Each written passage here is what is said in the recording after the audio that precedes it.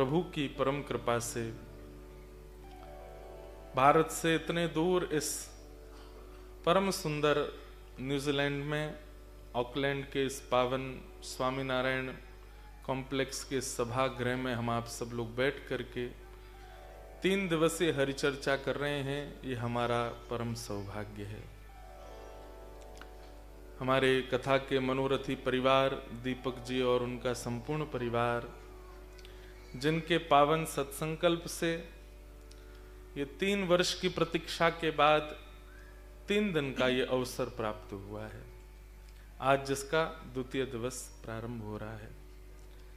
उपस्थित आप सभी श्रोता, भाई, बंधु, मातृशक्ति, भारत से हमारे साथ आए हुए समस्त गंधर्वजन, न्यूजीलैंड के और भी क्षेत्रों से आए हुए वैष्णवजन, ऑस्ट्रेलिया से भक्तिपथ, ऑस्ट्रेलिया के आए हुए समस्त भाई बंधुजन, सबको जय श्री कृष्ण, जय सिया राम, जय श्रीमन नारायण, जय जय श्री राधे।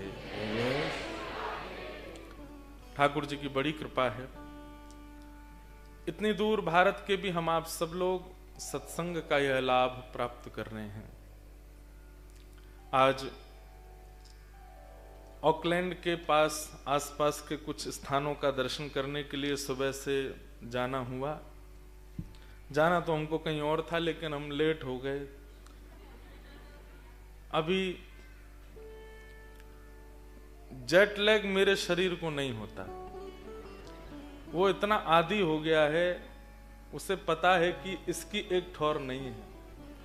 ये जिसको मैं प्राप्त हुआ, मेरा शरीर ऐसा बोलता है, ये जिसको मैं प्राप्त हुआ हूं ये बंदा ठीक नहीं है, ये कभी भी कहीं भी पहुंच जाता है। तो इसको जेट लैग सीधे सुधरे लोगों को कराना चाहिए, जो बेचारे नियम से सोते हैं, खाते पीते रहते हैं। इसका कोई भरोसा ही नहीं। अब हम यहां से वापस 6 तारीख को जाएंगे भारत, 7, 8, 2 दिन रुकेंगे भारत में। भारत का अलग टाइम जोन। अब यहां अभी ऑस्ट्रेलिया का खत्म करके भारत गए, फिर यहां आ गए, अब जाएंगे भारत, 2 दिन भारत जाएंगे, फिर पहुंच जाएंगे सीधे कनाडा, वहां का अलग टाइम जोन। इसलिए हमारा शरीर पिछले 2-3 सालों में अब हमारे आगे हाथ जोड़ के रहता, जब मन करे सुवाना, जब मन करे उठा देना। तो मुझे जेट लैग जैसी चीज अब ज्यादा होती नहीं है। कई लोग बोलते हैं आपको जेट लैग, मैंने कहा नहीं, अब नहीं होता। पहले कभी हुआ था, अब नहीं होता। अब तो कभी सुला दो। लेकिन फिर भी विशेष रूप से हम वास्तव में कथा तो केवल आप लोगों के बीच में थोड़ी बहुत ऐसी चर्चा चल रही है। आज बहुत अच्छी बात हमारे गर्ग जी की जो गृहिणी है वो कह रही थी कि महाराज जी कथा सुनने तो हम ऑस्ट्रेलिया भी आ गए थे, कथा सुनने तो हम भारत भी आ जाते हैं, वास्तव में हमने आपको घुमाने और आराम कराने के लिए यहाँ बुलाया है। बोले भारत भी आते हैं हम तो कथा सुनने, लेकिन जब आए हैं तो फिर थोड़ी बहुत चर्चा हो जाए। तो हम थोड़ा आराम में ही हैं यहाँ पर, इसलिए ना किसी से मिल रहे हैं, ना जो हमारे ऑस्ट्रेलिया भक्तिपथ वाले भी आए उनसे भी यहीं मिल रहे हैं बेचारे। तो अच्छा है, कभी कभी हमारे लिए जरूरी भी होता है। ये भारत में नहीं हो पाता, ऑस्ट्रेलिया में भी नहीं हो पाता, लेकिन न्यूजीलैंड में पहली बार हम बिल्कुल थोड़ा देख रहे हैं, घूम रहे हैं, अनुभव कर रहे हैं।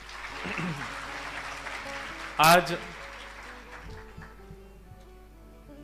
वास्तव में न्यूजीलैंड सुंदर तो है, ये पहली बार ऐसा मुझे अनुभव हुआ।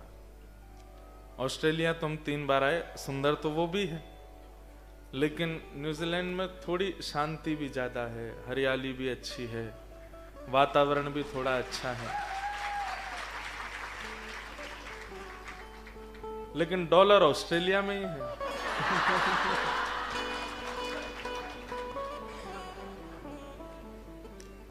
तो शांति चाहिए, आराम चाहिए, आनंद चाहिए, स्वास्थ्य भी। यहाँ इतना अच्छा वातावरण मिलेगा तो हो ही जाएगा ठीक। दूसरी बात, मैं बहुत ज्यादा यह भी अनुभव कर पा रहा हूं कि यहाँ सच में साधन करना भगवत प्राप्ति के लिए बहुत अच्छा स्थान है, क्योंकि सच में बहुत शांति है। तो आप कुछ भी, आज हम सुबह एक बीच पर गए थे, क्या नाम था उसका? पीना, पीरा, पीहा। पीहा बीच गए। फिर उसके बाद यहाँ की वॉल्केनो, माउंट वॉल्केनो है, माउंट एडन, उसमें भी गए, वो भी देख के आए। पूरा ऑकलैंड ऊपर से देखा, बहुत बढ़िया जगह। सोचिए, समय सबका आता है। एक समय पर ऑस्ट्रेलिया और न्यूजीलैंड जो है, काला पानी की सजा होती थी यहाँ पर। ब्रिटिश में ब्रिटिशर्स, जिनको भयंकर कहते हैं, ब्रेड चोरी करने वाले को भी यहाँ भेज दिया जाता था, और उसमें भी जो उनमें रोगी हो जाते थे उनको न्यूजीलैंड भेजा जाता था। समय सबका आता है। किसी समय पर यहाँ का नाम सुन के व्यक्ति घबराते होंगे, वहां नहीं जाना। आज देखो यहाँ की सुंदरता, यहाँ का आकर्षण, यहाँ का, तो इसीलिए हमने एक पद भी गाया, समय होत बलवान पर जो समय से भी बलवान है, कृष्ण उनका नाम। द्वापर के जो श्याम है, त्रेता के वही राम है, कृष्ण उनका नाम है। मैं बच गया। ये ठाकुर जी कह रहे हैं, हाँ मैं ही बलवान। समय होत बलवान पर जो समय से भी बलवान, कृष्ण उनका नाम। इसलिए ये एक समझाने वाली बात है आप लोगों को भी, घबराइए मत। बहुत दिन तक बहुत बुरा नहीं हो सकता आपके साथ। बहुत दिन तक समय, परिस्थिति, व्यवस्था बुरी नहीं रह सकती। एक दिन उसको जाना पड़ेगा, बस व्यक्ति धैर्य ना छोड़े। हम लोग पेशेंस लेस हो जाते हैं, धैर्य छोड़ देते हैं, इसलिए परिस्थिति हम पर हावी हो जाती है। परिस्थिति कितनी भी भयावह हो, ठाकुर जी से जाके मत कहो कि ऐसी परिस्थिति में, परिस्थिति को कहो देख लेना ठाकुर जी हमारे साथ हैं। अभी क्या होता है कि सब ठाकुर जी को जाके परिस्थिति बताते। अरे उनको पता है कि परिस्थिति क्या है, उनको मत बताइए, परिस्थिति को बता दो कि ठाकुर जी हमारे साथ हैं। परिस्थिति हमेशा बुरी नहीं रहती। अच्छा, किसी ने कहा ऐसी बात बोलो कि जिनको बुरा लग रहा है उनको अच्छा लगने लगे, और जिनको अच्छा लग रहा है उनको बुरा लगने लगे। तो इसकी एक ही बात है कि जो अभी है वो हमेशा नहीं रहेगा। अब जिसके साथ बुरा चल रहा है उसको अच्छा लगेगा कि चलो बुरा हमेशा नहीं रहेगा, और ये अच्छे वालों के लिए भी, जिनके अच्छे दिन चल रहे हैं, ये भी बहुत दिन तक नहीं रहने वाले हैं। क्योंकि संसार का नियम है कि आपको तराशने के लिए, आपको निखारने के लिए, आपका परीक्षण करने के लिए समय तो आएगा, और ऐसा समय आएगा तोड़ देगा ऊपर से नीचे तक। लेकिन बस धैर्य मत छोड़िएगा। हम इतना ही समझ पाए हैं 11 वर्ष के अपने कथा क्रम में कि व्यक्ति के अंदर अगर सहनशीलता है, पेशेंस है, धैर्य है, तो इस संसार में जीवन बहुत सरल हो जाएगा। और पेशेंस बिना भजन के नहीं आएगा। आज बहुत सारे प्रश्न आए हैं मेरे पास में, उनमें एक आध प्रश्न इस तरीके का भी है, धैर्य को जीवन में लाओ। कई लोग क्या सोचते हैं, नाम जप करने से, भक्ति भजन करने से, तिलक स्वरूप लगाने से, कथा सुनने से ठाकुर जी मिलेंगे। नहीं, ठाकुर जी बहुत बाद में मिलेंगे, उससे पहले आपका निर्माण होगा। पेशेंस भीतर आएगा, कामनेस भीतर आएगी, क्रोध घटेगा, काम घटेगा, लोभ घटेगा, मोह घटेगा। ये जितने भी विषय विकार हैं संसार के, पहले ये घटेंगे, उसके बाद ठाकुर जी मिलेंगे। सीधे ठाकुर जी नहीं मिलेंगे। क्षमा करें, पूरे दिन माला करते हो, तिलक स्वरूप लगा के घूमते हो, लेकिन पेशेंस नहीं है। आपके अंदर सहनशीलता नहीं है, तो फिर आप भजन नहीं कर रहे हैं, केवल उसका आडंबर कर रहे हैं। इसलिए सहनशील बनिए। तो आज कई सारे प्रश्न आए हैं, मैं थोड़ा उन पर दृष्टि डालूं, और मैंने वो प्रश्न लिए हैं जो सबको कुछ ना कुछ प्रदान करने वाले। मेरा एक सवाल आज की युवा यूथ की तरफ से है। अगर हम भक्ति में मन लगा रहता है, और किन्हीं ने लिखा है, वो थोड़ी गुजराती हिंदी मिक्स है, पर कुछ लोग मजाक उड़ाते हैं, भगत जन गई मॉडर्न नहीं है। मन तो बहुत करता है जवाब दें, जवाब हूं, पर चुप रहती हूं।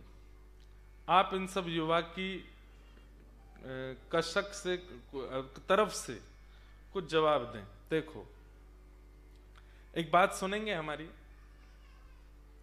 व्यक्ति को जब प्रेम हो जाता है ना, तो प्रेम होने के बाद में उसके मित्र मजाक उड़ाते हैं, उसके परिवार के लोग मजाक उड़ाते हैं, उसके आसपास के लोग भी मजाक बनाते हैं, लेकिन उसको फर्क नहीं पड़ता। वो अपने प्रेम को प्रधान मानता है, तभी उन मजाक करने वालों के चक्कर में अपना प्रेम नहीं त्यागता। फिर भक्ति में मजाक इतना आपको असहनीय क्यों बना देता है? भाई छोड़या बंधु छोड़या, छोड़या जग सोई, साधुअन संग बैठ बैठ, साधुअन संग बैठ बैठ, लोक लाज खोई रे, मेरे तो गिरधर गोपाल दूसरो न कोई, दूसरो न कोई। संसार में किसी से प्रेम हुआ और आपका किसी ने मजाक बनाया तो आपको फर्क नहीं पड़ा, लेकिन आप भजन करने लगे, कथा सुनने लगे, भक्ति करने लगे, किसी ने मजाक बनाया तो आपने पर्ची लिख के मंच पर भेज दी। इसका मतलब क्या है कि प्रेम अभी पूर्ण नहीं है। किन्हीं के पति सुंदर नहीं है, लेकिन विवाह के बाद भी पत्नी रह रही है। अब कोई उस पत्नी के मित्रगण में आए, तुम्हारे पति तो बड़े कार्य हैं, तुम्हारे पति तो ऐसे हैं। अरे उसका प्रेम है, वो सबको जवाब दे देती है, खबरदार कुछ नहीं कहना, मेरे पति देव। किसी की पत्नी सुंदर नहीं तो वो पति भी सबको जवाब दे देता है। प्रेम अटूट होता है, तो वहां आप जिससे प्रेम करते हैं उसके संबंध में कोई आपसे कुछ कहे तो आप सुनते नहीं। ठाकुर जी के संबंध में इतने विचलित क्यों हो जाते हैं? विचलित मत होइए। भक्तिमती मीराबाई कहती हैं, अब तो बात फैल गई जाने सब कोई, अब तो बात फैल गई जाने सब कोई। फिर क्या है आगे? हैं? साधुअन संग तो गा दिया। अब तो बात फैल गई जाने सब कोई। फिर मीरा दासी ऐसे करके भाव है।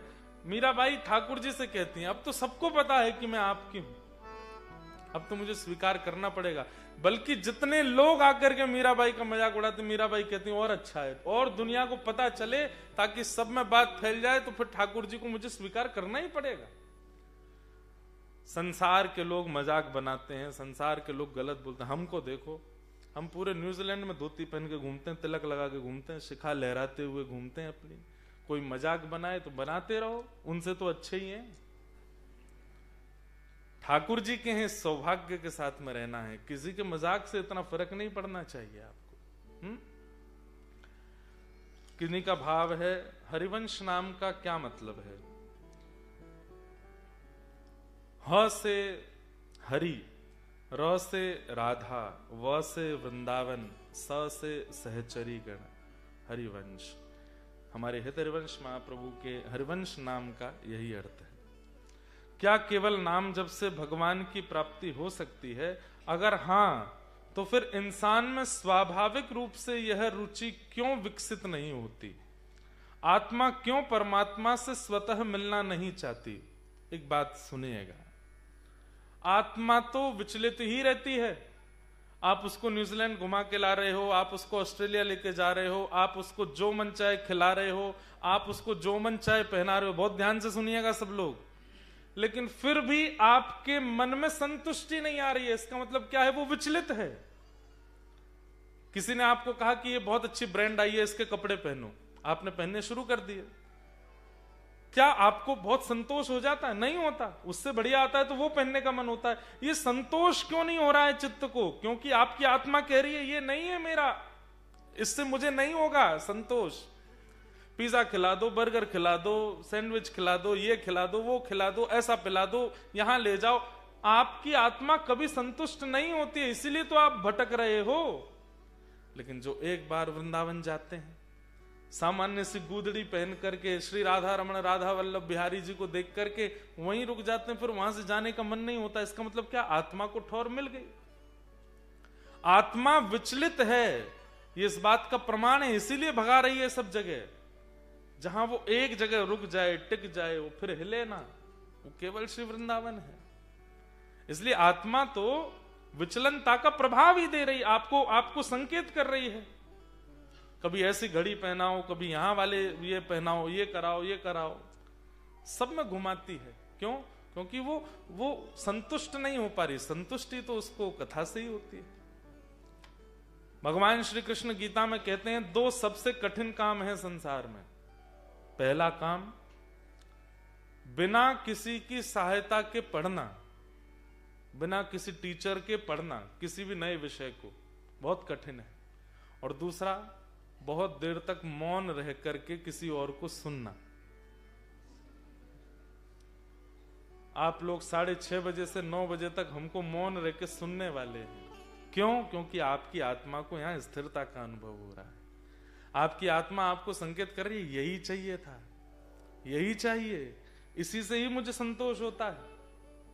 फिर आपने कहा कि स्वाभाविक व्यक्ति नाम जप क्यों नहीं कर पाता? क्योंकि हमारे जो देह में, अब इसकी बहुत लंबी फिलॉसफी है, हमारे 25 तत्व हैं हमारे शरीर में, उसमें जो मन रूपी तत्व है ना, ये बहुत खतरनाक है। ये मन बड़ा चंचल है, कैसे तेरा भजन करूं, जितना इस समझाऊं उतना ही मचल जाए, राधे तेरे चरणों की। ओ गर धूल जो मिल जाए, सच कहता हूँ मेरी तकदीर बदल जाए, राधे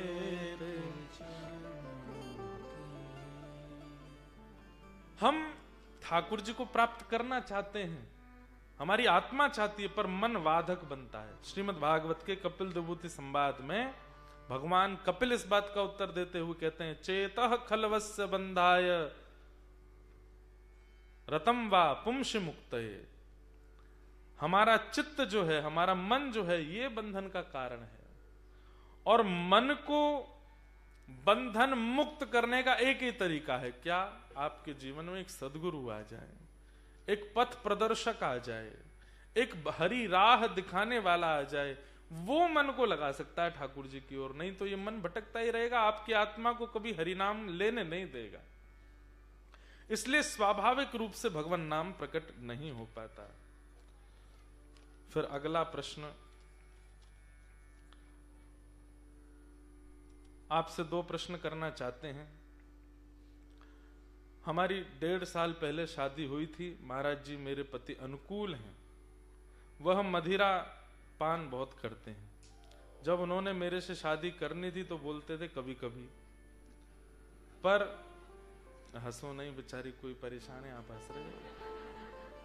लेकिन आज के इस समय में वह मुझसे छिपकर और झूठ बोलकर बाहर रहते हैं घर से और ये सब करते हैं। मुझे बहुत धोखे जैसा लगता है कि शादी करने के लिए उन्होंने और भी काफी कुछ बोला था, लेकिन वो सब झूठ था। मैं क्या करूं, मेरा मन अशांत है। दूसरा इनका भाव है, मैं भगवान में बहुत श्रद्धा भावना रखती हूँ। मैं आज तक वृंदावन का दर्शन नहीं कर पाई, लेकिन मैं ठाकुर जी की कथा बहुत सुनती हूँ, भजन भी गाती हूँ, बहुत याद आती है और हर समय रोने का मन करता है। एक तो अपने शादी के कारण, दूसरा ठाकुर जी की याद के कारण। कृपा करके आप मुझे देखो। आपने कहा कि जो जीवन संगी हैं उन्होंने कुछ ऐसा कहा था और अब बिल्कुल वो मुकुर गए। अब इसके दो पहलू हैं। एक पहलू तो ये कि आपको ठाकुर जी ने 1.5 वर्ष में ही संसार की वास्तविकता का अनुभव करा दिया कि यहां कोई अच्छा नहीं है, कोई ठीक नहीं है। नहीं तो महाराज जीवन निकल जाता है, ये सच्चाई ही पता नहीं चल पाती संसार की कि यहां पर कोई अपना है ही नहीं। लेकिन आपको 1.5 वर्ष में ये अनुभव तो हो गया कि चाहे वो परिवार के सन्निकट से सन्निकट व्यक्ति हों, चाहे वो कितना भी प्रेम दिखाने वाले व्यक्ति हों, अतिसंग रहने वाले भी हों, किसके अंदर किसके मन में कब कहां क्या चल रहा है आप नहीं जान सकते। इस बात का बोध ठाकुर जी ने आपको 1.5 वर्ष में करा दिया। नहीं तो लोगों के कितना जीवन निकल जाता। उसके बाद अभी भारत के ऐसे ऐसे किस्से हमारे पास में आते हैं, आपको बता देंगे तो आप घबरा जाओगे। 1.5 वर्ष में आपके पास में ये संदेश तो आ गया कि भाई अपना कोई नहीं। अब इसमें एक ही बात है, ठाकुर जी से प्रार्थना करो, उन्हें समझाने का प्रयास करो, मान जाएं तो अच्छा, नहीं माने तो ठाकुर जी से निवेदन करो कि नाथ इनकी ये क्रिया छुड़वाइए। और तब भी नहीं माने तो आप एक कोई संकल्प मन में ले लीजिए। जैसे ये बात हमको कहां से आती है, भक्तमाल जी में एक अंगद जी नाम के भक्त हैं, उनके चरित्र आता है। अंगद जी की पत्नी ने अपने पति के किसी दुष्कर्म के कारण घूंघट कर लिया था और बोले मैं आपको मुंह ही नहीं दिखाऊंगी आज के बाद। 4 वर्ष तक अपने पति को मुख नहीं दिखाया और 4 वर्ष बाद जब पति उनके भगवत परायण हो गए, बिल्कुल भक्तिमय हो गए, तब जाकर के उन्होंने मुख दर्शन कराया। ये तो एक उदाहरण जैसा है। जब वे आपसे झूठ बोल करके कुछ ऐसा कर रहे हैं तो इसका मतलब ये नहीं कि आप भी कुछ ऐसा ही करो बदला लेने के लिए। लेकिन हां, कोई एक तो आपको ऐसा उनको करना पड़ेगा जिससे उनको फील हो कि नहीं ये ठीक नहीं है। आपकी कोई ऐसी वस्तु या ऐसी कोई भावना जो उनको बहुत प्रिय हो, उससे उनको थोड़ा वंचित रखो। जैसे बच्चे को फोन का बहुत एडिक्शन हो जाता है इंडिया में, यहां तो पता ही नहीं पेपर वेपर होते भी कि नहीं, बच्चों के पढ़ते भी हैं कि नहीं। भारत में बच्चों को बहुत एडिक्शन हो जाता है तो माता पिता क्या कर देते हैं, इतना % ला के दिखा, तेरे को फोन दिलाऊंगी, मैं दिलाऊंगी, तू ला के दिखा दे। तो बच्चा फोन के लोभ में उतने % लाता है। ऐसे ही अब आपको करना पड़ेगा अपने पतिदेव जो भी हैं उनके लिए कि उनको एक आपको कुछ तो करना। देखो आपने मुझसे झूठ बोला, आप सब करते हैं, सब जो भी बात है, अब आपको चाहिए कि मैं आपकी हर बात मानूं, आपके संग रहूं प्रेम से सब, तो फिर आपको ये करके दिखाना पड़ेगा, ऐसा कुछ आपको करना पड़ेगा। और मन ही मन ठाकुर जी से प्रार्थना करते रहो कि ये ठीक हो। क्योंकि कई बार विचलित व्यक्ति को सुधारने के लिए ही ठाकुर जी ने आपको भेजा होता है उसके पास, तो उनको सुधारने का प्रयास करो। फिर आपने दूसरी बात की, वृंदावन की बहुत याद आती है, तो बहुत अच्छी बात है उसके विरह में। फिर आपने आगे कहा है वन सजेशन, महाराज जी आप न्यूजीलैंड आए हैं तो सबसे ब्यूटीफुल सिटी क्वींस टाउन जरूर जाइए, वहां लोग बहुत अच्छे हैं। इसका मतलब क्या है, ऑकलैंड वाले नहीं हैं वहां लोग बहुत अच्छे हैं, नेचर की तो बात ही बहुत अलग है। मैं क्वींस टाउन से ही आई हूं, एक बार अवश्य जरूर जाइएगा। हम देखते हैं क्या बनता है। फिर किन्हीं का भाव है, हम आपको पिछले 4 वर्ष से YouTube के माध्यम से सुन रहे हैं, आपकी बताए हुए पर बात पर चलते हैं, यथासंभव प्रयास कर रही हूं। मेरी आत्मा, मन और बुद्धि ने आपको अपना गुरु मान लिया है। मैं हृदय से आपका बहुत बहुत धन्यवाद करती हूँ कि आपने मुझे लाल जी और श्री राधा रानी से प्रेम कराया। आपकी कृपा से जीवन में अब आनंद ही आनंद है। गुरुदेव, मेरे मन में अब एक ही चिंतन बार बार उठता रहता है, अब आई काम की बात। इतने अवगुण और कमियों के बाद भी श्री जी मुझे स्वीकार करेंगी, उनकी कृपा पर मेरा अटूट विश्वास है, फिर भी यह शंका मन में क्यों आती है? अब आप जिन्होंने भी ये पत्र लिखा है, ये सबसे बड़ा लक्षण है कि आपको अपने अंदर अयोग्यता लगती है। नहीं तो यहां संसार में ऐसे ऐसे लोग बैठे हैं जो तिलक लगाने का भी अभिमान करने लगते हैं। हम तो रोज तिलक लगाते हैं। महाराज जी 4 से 4:15 नहीं उठता मुझे उठने में, 4 बजे तो उठ के बैठ जाता हूं। 4:30 तो मेरे ठाकुर जी स्नान कर लेते हैं और 4 बजे से 4:30 बजे से 6 बजे तक रोज मेरा जाप होता। आंधी आए, तूफान आए, कुछ हो जाए, इतना गाते हैं। उनका मतलब क्या है कहने का? कि वो केवल ये बताना चाह रहे हैं कि हम कितने बड़े भक्त हैं, लेकिन आपके अंदर ये हमेशा बात आती है कि मेरे अंदर अवगुण है। अब आप सोचो, सूरदास जी का नाम सबने सुना है, नेत्रों से देख नहीं सकते, ठाकुर जी का भजन करते हैं, और वे सूरदास जी क्या कहते हैं? कौन कुटिल खल कामी मौसम, कौन कुटिल खल कामी, जो तन दियो ताहि बिसरायो, ऐसो नमक हरामी, जो तन दियो ताहि बिसरायो, ऐसो नमक हरामी, कौन कुटिल खल कामी मौसम, कौन कुटिल खल कामी। परम वैष्णव, परम भक्त सूरदास, जो बिना नेत्रों के भी ठाकुर जी का दर्शन कर लेते हैं, ऐसे सूरदास जी जब कह सकते हैं अपने लिए कि मैं कुटिल हूं, मैं कामी हूं, मैं क्रोधी हूं, जबकि कुटिलता का क भी नहीं था उनके अंदर,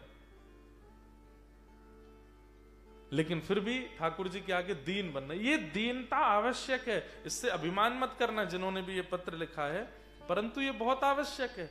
भक्ति में सदैव अपने आप को यही मानिए कि मैं तो कुछ करता ही नहीं हूं, मेरी तो योग्यता ही नहीं है।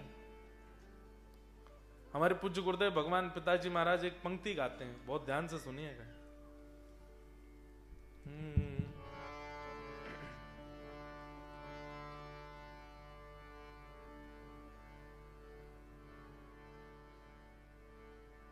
न तो रूप है न तो रंग है, न गुणों की कोई भी खान है, फिर श्याम कैसे शरण मिले, इस सोच में मेरे प्राण हैं। न तो रूप है न तो रंग है, शब्द सुनिए कितने सुंदर हैं। ना गुणों की ना मैं रूपवान हूं, ना मेरे अंदर कोई गुण है, फिर श्याम मुझे स्वीकार कैसे करेंगे? इस सोच में मेरे प्राण है, ना तो रूप है ना तो रंग। और फिर अगली पंक्ति अंतरे में कहते हैं, नफरत है जिनसे उन्हें सदा, उन्हीं अब गुणों में मैं हूँ बधा। नफरत है जिनसे उन्हें सदा, उन्हीं अब गुणों में मैं हूँ। ठाकुर जी को जो बिल्कुल अच्छा नहीं लगता वो सब है मेरे अंदर। ठाकुर जी को जो बिल्कुल प्रिय नहीं लगता, वो सारे लक्षण हैं हम आप सबके अंदर।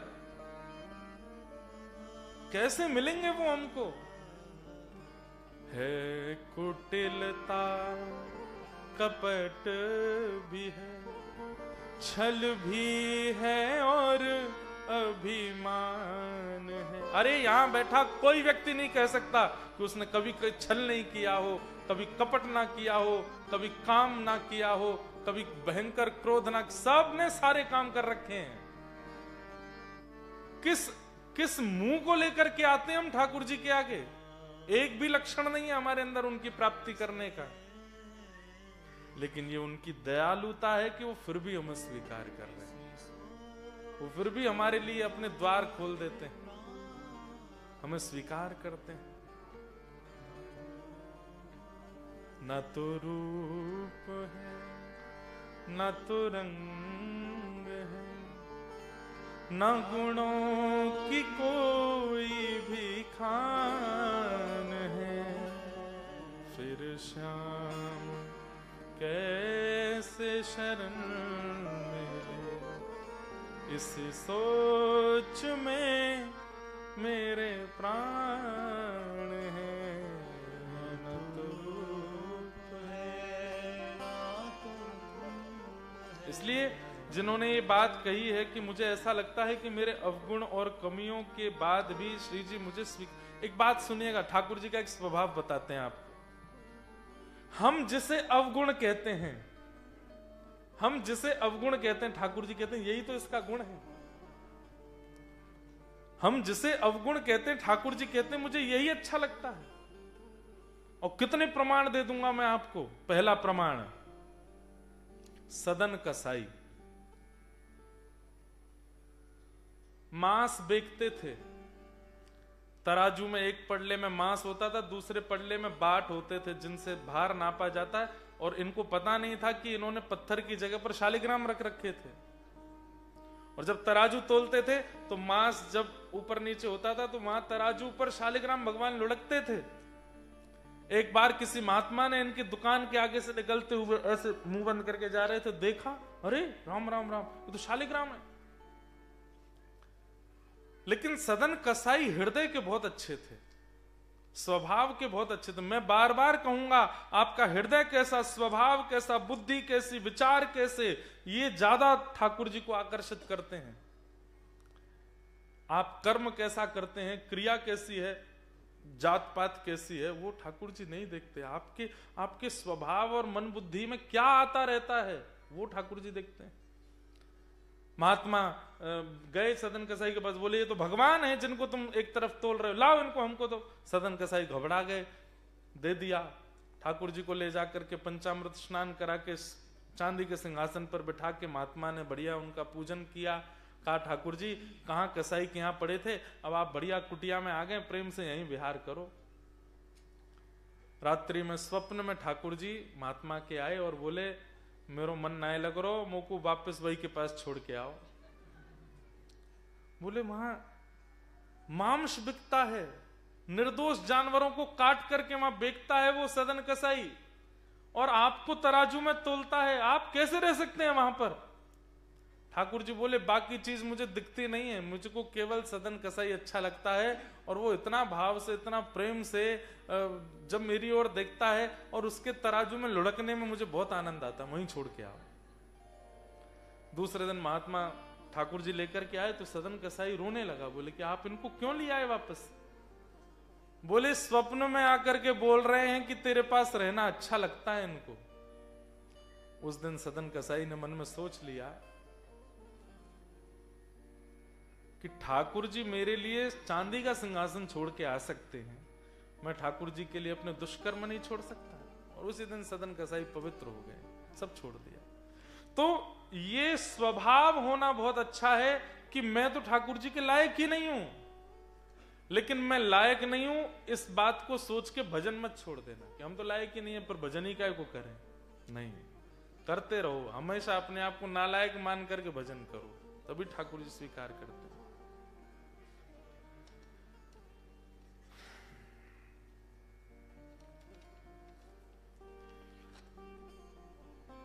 अब देखो, एक बहन जी ने तो लिखा कि हमारे पतिदेव ने झूठ बोल करके ऐसा ऐसा किया। एक कोई पतिदेव हैं, उन्होंने तो यहाँ क्षमा मांगी है पूरी कि मैंने बहुत गलत कर्म करे हैं, मेरी पत्नी मेरे बच्चे सब परेशान हैं, हे महाराज जी आप कृपा करके मुझे बताओ मैं क्या करूं। गलती को स्वीकार कर लीजिए और जो उचित दंड ठाकुर जी कर्म और आपकी गृहिणी निश्चित करे उसको स्वीकार करो। और व्यक्ति का सबसे बड़ा गुण क्या है? अपनी अवगुणों को स्वीकार करना। और व्यक्ति का सबसे बड़ा दुर्गुण क्या है? अपने अवगुणों को स्वीकार ना करना। कोई आपके मुंह पर बोल रहा है आप में ये कमी है, नहीं बिल्कुल नहीं है, बिल्कुल नहीं, ऐसा तो मैं हूं ही नहीं, आप जबरदस्ती थोप रहे हो ना। अगर गलती है, देखो हर व्यक्ति जानता है मैं कैसा हूं, कोई बोले तो स्वीकार, हाँ मुझे लगता है कि मेरे अंदर ये अवगुण है, आपसे बढ़िया कोई नहीं है। फिर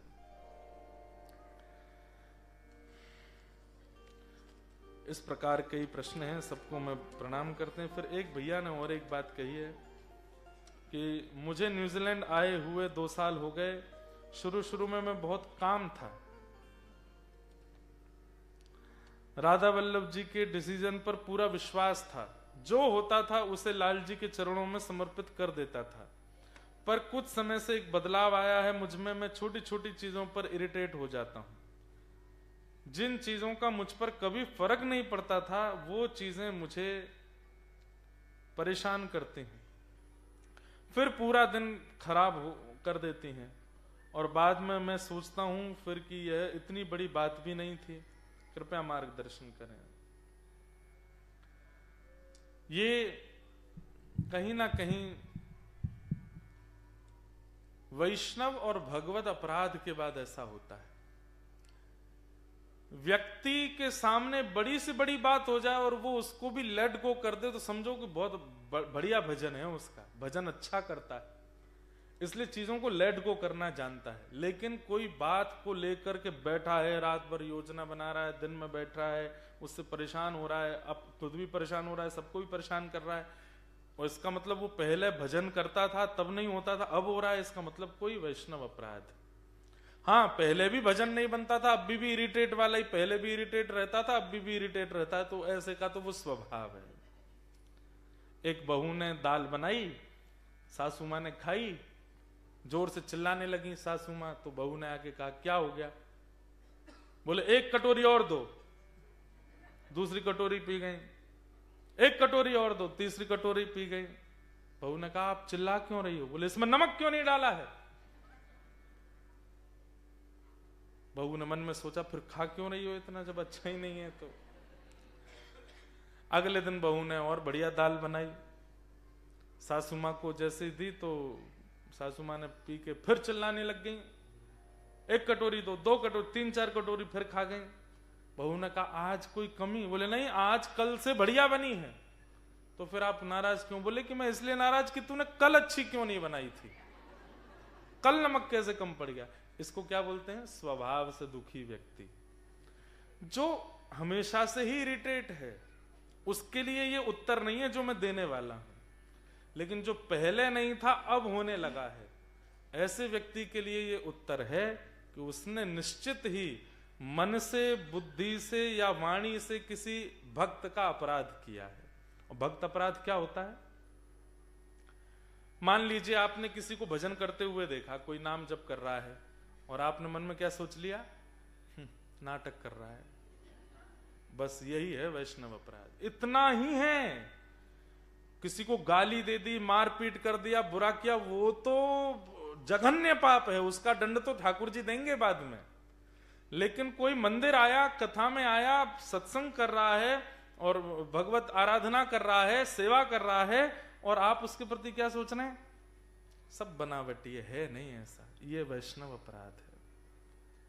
हमारी एक बात बहुत ध्यान से सुनिएगा, तिलक, माला, शिखा, सूत्र और किसी भी रूप में यदि वैष्णव व्यक्ति है, वो भले ही पाखंड भी कर रहा है, तो भी अपने मन में उसके प्रति दुर्भाव मत आने दीजिए, नहीं तो आपको बहुत बड़ा अपराध लगेगा।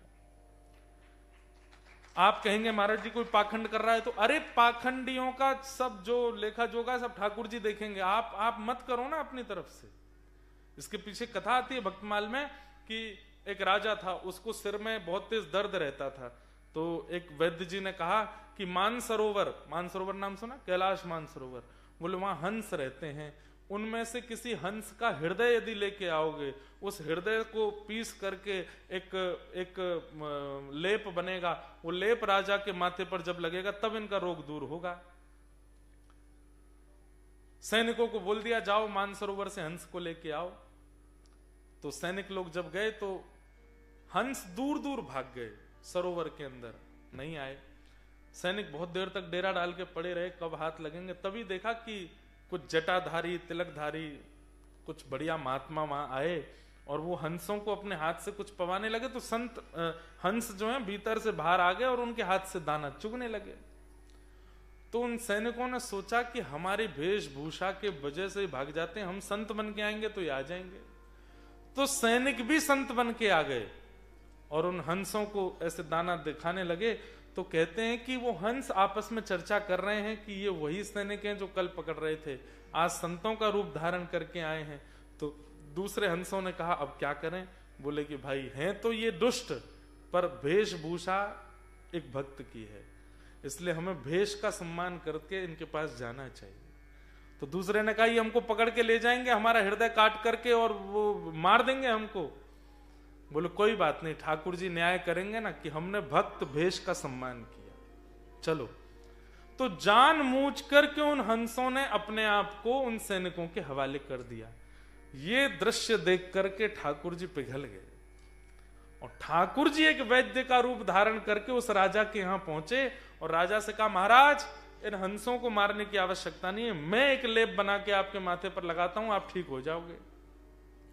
ठाकुर जी ने अपने हाथ से लेप बना के राजा को पधराया, राजा का वह ज्वर ठीक हो गया, ठाकुर जी वहां से चले गए। तब हंसों ने उस राजा को उपदेश करते हुए कहा तुमको पता है कि वो वैद्य कौन थे? बोले कौन थे? बोले साक्षात भगवान थे। हमारी भक्त रूप पर निष्ठा देख करके ठाकुर जी वैद्य बन करके आए। सोचिए, कोई केवल भक्त के चोला में है और भीतर महाराक्षस है। अरे सिया जी, हमारी परम्बा जगदम्बा सीता जी, वो जानती नहीं थी कि ये रावण है, और यदि वो यही नहीं जानती थी कि ये रावण है तो वो सीता जी कैसी? वो सब जानती हैं, उनके नेत्रों के आगे आने वाली हर परिस्थिति बता देती है। अरे वो प्रथम दिन ही पुष्प वाटिका में देख करके राम जी को पहचान गई थी कि यही परमात्मा है, यही धनुष भंजन करेंगे, यही मेरा वर्ण करेंगे, मुझसे विवाह करेंगे। इतना परख रखने वाली जानकी जी रावण को नहीं पहचान पाई? पहचान गई थी। केवल उसके भेष का सम्मान करके रावण ने हरण किया नहीं, सीता जी ने स्वयं दिया, क्योंकि वो एक भेष में आया था।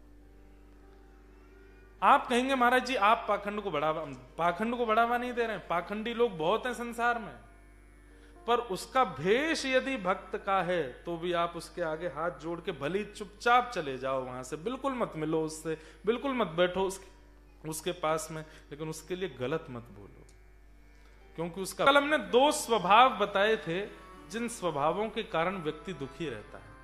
पहला अहमता और दूसरा ममता। इन दोनों को त्यागने की बात कही है।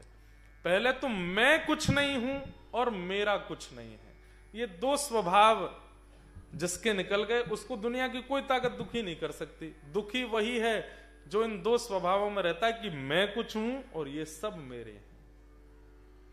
आप कुछ भी नहीं हो और आपका कुछ भी नहीं है। ये दो स्वभाव जब अपने चित्त में ले आओगे, कोई दुखी नहीं कर पाएगा आपको, कुछ भी नहीं है आपका। और ये दो स्वभाव आते ही आपको क्या पता लगेगा कि संसार कैसा है? क्षण भंगुर, एक क्षण में नष्ट हो सकता है, एक क्षण में इसका नाश निश्चित है। वैराग्य राग रसिको भवभक्ति निष्ठ, इसी को वैराग्य कहते हैं। ये पता लग जाना कि संसार स्थिर नहीं है, ये एक दिन नष्ट हो जाना है। बंधुओं एक बात बताएं, कई बातें ऐसी होती हैं वो आपको पता होनी चाहिए, लागू नहीं होनी चाहिए। जैसे वैराग्य, आजकल वैराग्य को लोग क्या समझते हैं? घर छोड़ देना, पत्नी बच्चों को छोड़ देना, पति को छोड़ देना, बाहर निकल जाना, जटा धारण करके महात्मा बन जाना, ये वैराग्य नहीं। वैराग्य का मतलब है सबके बीच में रहते हुए भी किसी में आसक्त ना होना, ये वैराग्य है। आपको पता होना चाहिए कि ना पत्नी हमेशा रहने वाली है, ना पति, ना बच्चे, ना परिवार, ना धन, ना दौलत, ये सब कुछ केवल एक माया है, केवल एक स्वप्न है, और मुझे इसका केवल निर्वहन करना, ये पता होना चाहिए, लागू नहीं करना है। लागू कोई बिरला ही कर पाते हैं, कोई ठाकुर जी के जन ही होते हैं जो लागू कर पाते हैं इस बात को, लेकिन पता आप सबको होना चाहिए, और पता के साथ साथ उस पर अटूट विश्वास भी होना चाहिए कि सब तो ये सब एक स्वप्न जैसा है। दो भावों का कोई त्याग कर दे, अहमता और ममता, तो उसके मन में ये विश्वास दृढ़ हो जाएगा कि संसार एक बबल की तरह है, कभी भी नष्ट हो सकता है। फिर दूसरा श्लोक कहते हैं, धर्मं भजस्व सततं त्यज लोक धर्मान् सेवस्य साधु पुरुषां जहि काम तृष्णाम् अन्यस्य दोष गुण चिंतनमाशु मुक्त्वा सेवा कथामृतमहो नितरां पिबध्वम्। बहुत ध्यान से सुनिए, धर्मं भजस्व सततम। मैंने कल भी कहा था ये 2 श्लोक की गीता है, अगर एक एक शब्द इसका समझ लिया तो संपूर्ण गीता का सार आपको मिल जाएगा। अहमता ममता का त्याग करने के बाद, संसार की वास्तविकता को समझने के बाद चौथा काम क्या करना है? बोले धर्म को भजो, धर्म को भजो सततम, हमेशा। अब धर्म क्या है? धर्म किसे कहते हैं? तो कहते हैं धार्यति इति धर्म, जो धारण करना सिखाती हो उसको धर्म कहते हैं, जिसमें धारण करने की क्षमता हो उसको धर्म कहते हैं, जो बिखेर दे, जो नष्ट कर दे, जो सबको अस्थिर कर दे वो अधर्म है, और जो सबको संजो दे, धारण कर ले, वो धर्म है। बहुत सिंपल सी व्याख्या है धर्म की। धर्मम भजस्व सत्यम, वो क्रिया करो जिससे सब संभल जाए, वो क्रिया करो जिससे आप स्थिर हो जाओ, वो क्रिया करो जिससे आप अस्थिर ना रह पाओ। धर्मम भजस्व सततम। और किसका त्याग करो? बोले त्यज लोक धर्मान, लोक धर्म का त्याग करो। लोक धर्म किसको कहते हैं? अब कहने में थोड़ी अटपटी बात है, बुआ जी, चाचा जी, ताई जी, ताऊ जी, जीजा जी, फूफा जी, एवं संसार में ये मेरे फ्रेंड हैं, मित्र हैं, ये बहुत धनवान हैं, इनसे बना के रखनी है, आदि आदि, इन सबको खुश करने के लिए जो हम कर्म करते हैं उसको लोक धर्म कहते हैं। कई लोग हैं उनका जीवन लोक धर्म में ही चलता है। बच्चों से कहेंगे वो आ रहे हैं ना, घर पे आ रहे हैं आज, बोले हाँ, उनको ऐसे प्रणाम करना, दंडवत, जाते जाते $200 तो दे ही जाएंगे। अच्छा एक बात बताए, ये विनोद की बात है, एक बार हमारे वृंदावन ठाकुर जी ने भी ऐसी लीला की। छोटे से लाला, यशोदा मैया बोली लाला, ब्रजभाषा बोले समझ जाओगे आप, तो यशोदा मैया बोली लाला आज तेरी बड़ी मैया आ रही है। बड़ी मैया जानते हैं? ताई जी। यहां महाराष्ट्रियन कितने लोग हैं महाराष्ट्र के? चलो ठीक है, 3-4 ही हैं। महाराष्ट्र में बड़ी माँ को बोलते मोठी आई, मोठी आई। पहली बार जब मैंने सुना तो मुझे लगा मोटी आई, पर उसको बोलते मोथी आई। तो यशोदा मैया बोली लाला आज तेरी बड़ी मैया आ रही है। बोले अच्छा, दंडवत प्रणाम करियो। तो छोटे से कन्हैया 3.5 वर्ष के बोले मैया मैं क्या प्रणाम करूं? अरे तेरी बड़ी मैया, उन्हें प्रणाम करना चाहिए, मोतू बड़ी हैं वो।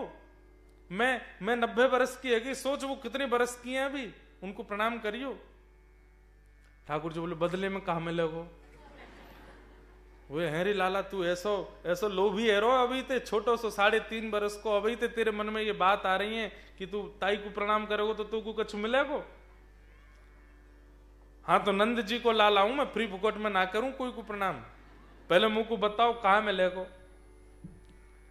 तो यशोदा मैया बोली तू उनको प्रणाम करेगो तो तो को मैं माखन की लोनी दूंगी। हैं या माखन की लोनी का जो प्रणाम करूं, ये तो मैं ऐसी चुराई लूंगा कहीं से भी। लाला तू उनको प्रणाम करेगो तो मैं तो गैया चरवाऊंगी। बोले गैया तो मैं ऐसी चराए आऊंगा। लाला तू उनको प्रणाम करेगो तो को मैं पद्म राग के कंगन पहनाऊंगी। ठाकुर जी बोले मुंह में लोभ ना है मैया, तू ऐसा लोभ मत देवे, है ना, पद्म राग के कंगन ना ही चाहिए मुंह को। लाला तू उनको प्रणाम करेगो तो को नई मुरलिया लेके आऊंगी। ठाकुर जी बोले घनेरी पड़ी है मुंह पे, ना ही चाहिए मुंह। इतनी देर हो गई, अब माँ को ये भी लग रही है संस्कारी बालक तो तभी दिखेगो जब प्रणाम करेगो, नहीं तो बड़ी जेठानी है आए के कहेंगी कहां सिखाया लाला को प्रणाम भी ना करे। ठाकुर जी देखना और बता मैया और कहां मिलेगो? तो मैया ने अंत में बोली लाला तेने अगर बड़ी आई को प्रणाम कियो, बड़ी ताई को प्रणाम कियो तो तेरो ब्याह जाएगो। इतने में तो ठाकुर जी ने फेंटा बांध, बोले कहां है बड़ी मैया? मैया जल्दी बता कहां को है? बोले अभी आए रही है नंद भवन में। ठाकुर जी तो बाहर द्वार पे ही खड़े है गए हैं, कौन सी दिशा से आवेगी? बोले वाह दिशा से, वही देख रहे हैं। मैया अभी तो आई ना? बोले आवे बारी है। अब मैया को इतना खुश, इतनी प्रसन्नता है रही है कि चलो बढ़िया है, बड़ी मैया को प्रसन्नता होगी, लाला कितना संस्कारी हमारो। और जैसे ही बड़ी मैया आई, ठाकुर जी तो मैया ने कही ये लाला बड़ी मैया। ठाकुर जी तो वहीं से दौड़ करके गए, अरे मेरी बड़ी मैया आ गई, मेरी बड़ी मैया आ गई, मेरी बड़ी मैया आओ। वहीं से दंडवत प्रणाम करें, एक बार प्रणाम करें, दूसरी बार प्रणाम करें, जैसे दंडवती परिक्रमा करें ऐसे ठाकुर जी परिक्रमा करते हुए जा रहे हैं। बड़ी बूढ़ी मैया, उनके तो नेत्रन में आंसू आ गए। अरे यशोदा तेरो लाला कैसो संस्कारी, आजा आजा मेरो लाला गोदी में आजा। अब तो अंक से लग गए, अब तो अंक में लग के ठाकुर जी पसीना पहुंचे। अरे मेरी बड़ी मैया आ गई, मेरी बड़ी मैया आ गई। मैं तो मैया तेरे पास ना सोऊंगा, मैं तो इन्हीं के पास सोऊंगा, इन्हीं के संग खाऊंगा, इन्हीं के संग रहूंगा। अब छोटे से ठाकुर जी 3.5 बरस के तोतली वाणी में इतना प्रेम लुटा रहे हैं। रात है गई, रात में ठाकुर जी गए यशोदा मैया के पास, बोले अभी तक आशीर्वाद दियो नहीं है मैया।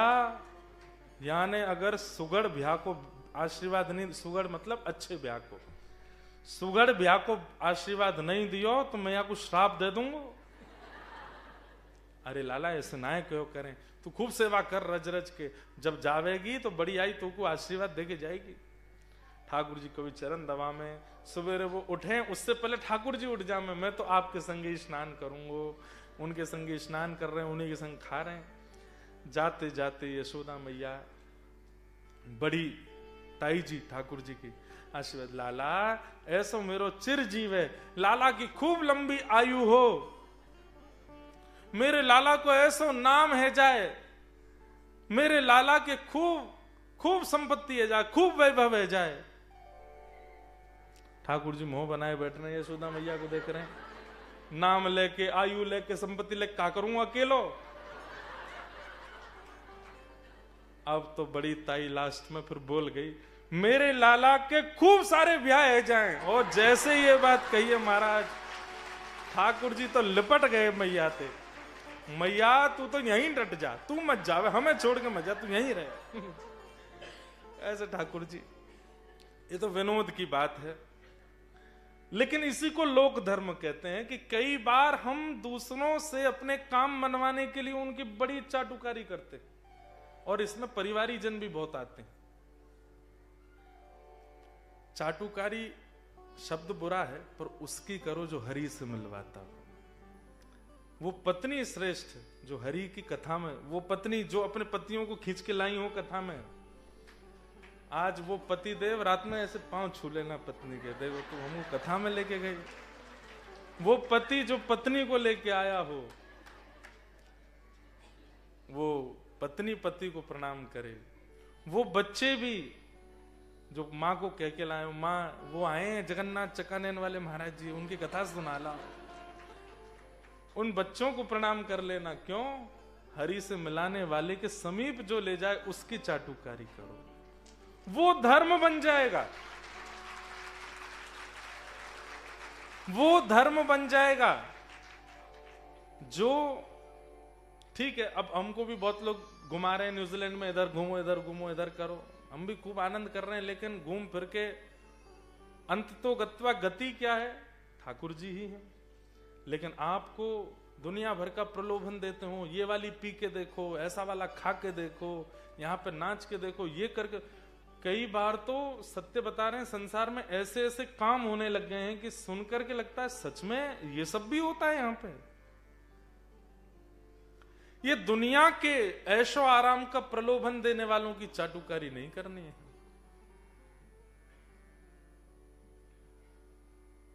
बोलने वाली बात नहीं। हम ऑस्ट्रेलिया जाते हैं, यहां सब बैठे हैं, लोग कैसा कैसा प्रलोभन देते हैं। आप महाराज जी को लेके आओ, हम ये देंगे उनको।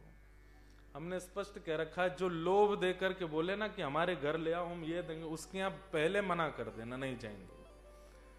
और कई बार ऐसों के घरों में भी गए जिनके घर पर सुबह भोजन बनता है तो शाम के लिए व्यवस्था नहीं होती, ऐसों के यहां भी जाते हैं, क्योंकि उनमें प्रेम है, श्रद्धा है, भाव है और विश्वास माने भगवान की बड़ी कृपा, भागवत जी ऐसी कृपा बनाए रखें। इस संसार के लोभ प्रलोभ देने वालों से दूर ही अच्छे, उनका मत करो, ज्यादा उनकी चाटुकारी अच्छा नहीं। हां ठीक है, कई बार बुलाने वाले और सब प्रकार से क्रिया कराने वाले, उनके भावनाओं का सम्मान तो करना पड़ता है, लेकिन चाटुकारी नहीं। सुनने में आती हैं कई बातें, जब और भी वैष्णव आते हैं, वे लोग बहुत ऐसी बातें करने लगते हैं तो फिर मन बहुत खिन्न होता है कि वैष्णवों को ऐसी बातें तो नहीं करनी चाहिए। धन अर्जन के लिए किसी भी स्थिति में पहुंच जाते हैं, ऐसा नहीं। वो सबसे अच्छा संबंध जो ठाकुर जी के समीप ले जाता हो, और जो ठाकुर जी के समीप नहीं ले जाता है उससे बहुत संबंध बनाने की प्रयोजना योजना मत बनाओ। मीराबाई कहती हैं, मीराबाई से किसी ने कहा, मेरा बहुत प्रिय पद है, मैं बहुत कम विदेश में तो गाता ही कम हूं, गा रहा हूं आज। बाई साहब से किसी ने कहा कि बाई साहब आप क्यों ठाकुर जी की सेवा करती हो, क्यों ठाकुर जी का इतना कीर्तन करती हो, आपके देवर राणा को इतना बुरा लगता है, क्यों करती हो? अरे उसको बुरा लगेगा तो आपको एक दिन महल से निकाल देगा। तो मीराबाई कहती हैं, उसको बुरा लगेगा वो महल से निकाल देगा, उसको बुरा लगेगा वो राज्य से निकाल देगा, और इनको बुरा लग गया तो इनके तो तीनों लोक हैं, ये कहां भेजेंगे मुझे? तीनों लोक से अगर मुझे निष्कासित कर दिया तो कहां जाऊंगी मैं? अरे एक छोटे से राज्य के राजा को रिझाने से अच्छा त्रिलोकी नाथ को रिझाऊंगी मैं। वो रीझे, बाकी पूरा संसार भले ही रूठ जाए मुझसे। रूठे चाहे राजा वासे कछु ना काजा, एक तू ही महाराजा और कौन पास जाएंगे। रूठे चाहे भाई वासे कछु ना भलाई, एक तू ही है सहाई और कौन को सराएंगे। रूठे चाहे शत्रु और मित्र आठों याम, एक तेरे चरणन के नेह को निभाएंगे। जग सारा झूठा एक तू ही है अनूठा, रूठ जाए चाहे सारा जग पर तू ना रूठा चाहिए। हो मैं तो गोविंद रा गुण गासूं, राणा जी रूठे तो मने खाए करसी। मैं तो गोविंद रा गुण गासूं, राणा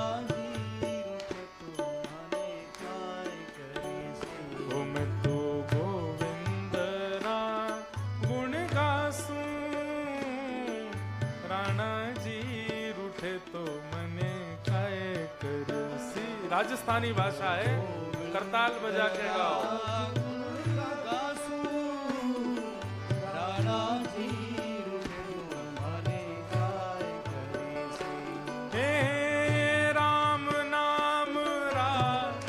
जहाज चला श्याम, राम नाम राज जहाज चला श्याम, राम नाम राज जहाज चला श्याम, राम नाम राज जहाज चला श्याम। मैं तो भव सागर तर जासूं, मैं तो भव सागर तर जासूं, मैं तो भव सागर तर जासूं, मैं तो भव सागर तर जासूं। मैं तो गोविंद रा गुण गासूं, राणा जी रूठे तो मन काय करसूं। मैं तो गोविंद रा गुण गासूं, राणा जी तुम्हारे काय करीसूं। मैं तो गोविंद रा गुण गासूं, राणा जी रूठे तो मन काय करसे। मैं तो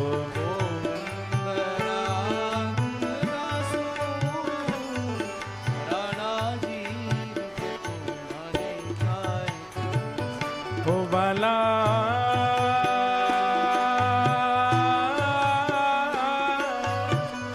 मैं बैरागन हूँगी,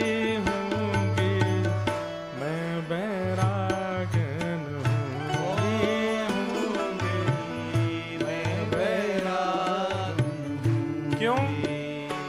ओ जिन भेषा मेरो सावरो रीझ, जिन भेषा मेरो सावरो रीझ, ओ जिन भेषा मेरो गिरधर रीझ, जिन भेषा मेरो गिरधर रीझ।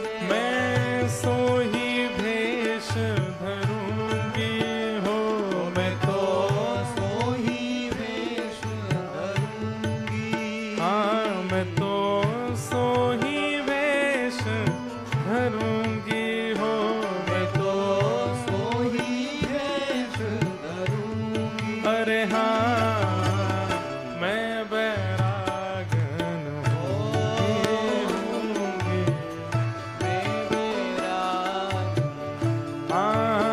हूँगी, मैं बैरागन होऊंगी, मैं बैरागन। श्री राधा गिरधर लाल की।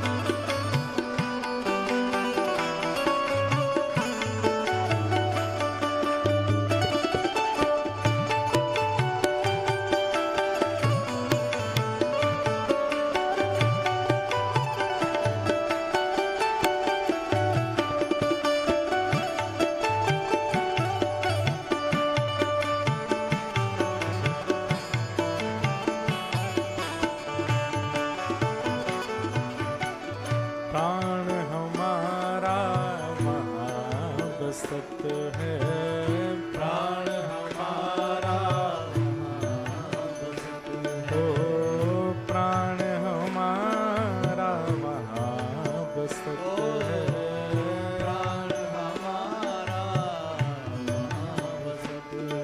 ओ यहाँ तो खाली हो, यहाँ तो खाली हो, मात पिता परिवार सोई है, मात पिता परिवार सोई है, मात पिता परिवार सोई है, मात पिता परिवार सोई है। ओ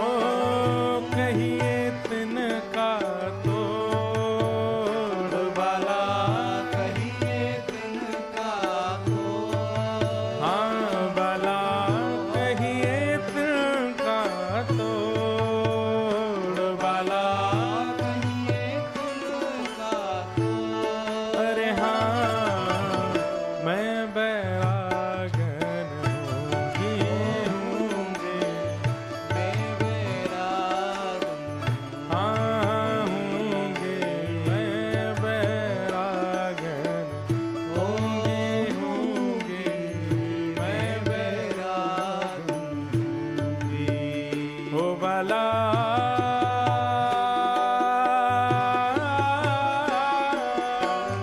मैं बैरागन हूँगी हूँगी मैं बैरागन हूँगी हूँगी मैं बैरागन हूँगी मैं बैरागन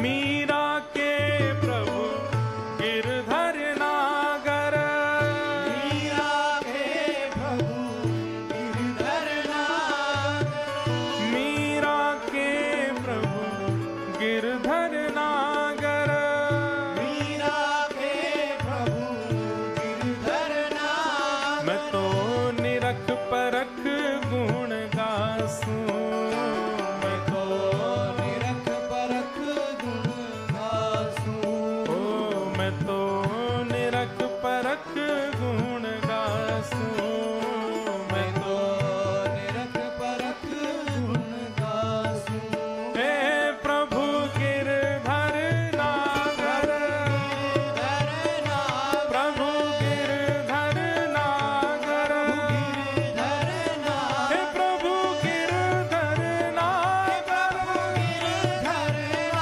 प्रभु गिरधर नागर हे प्रभु गिरधर नागर प्रभु गिरधर नागर मीरा के प्रभु गिरधर नागर मीरा के प्रभु गिरधर नागर मैं तो निरख परख गुण गासूं मैं तो निरख परख गुण गासूं ओ मैं तो गोविंद रा गुण गासूं राणा जी रूठे तो मन काय करसे मैं तो गासूं राणा जी तो मन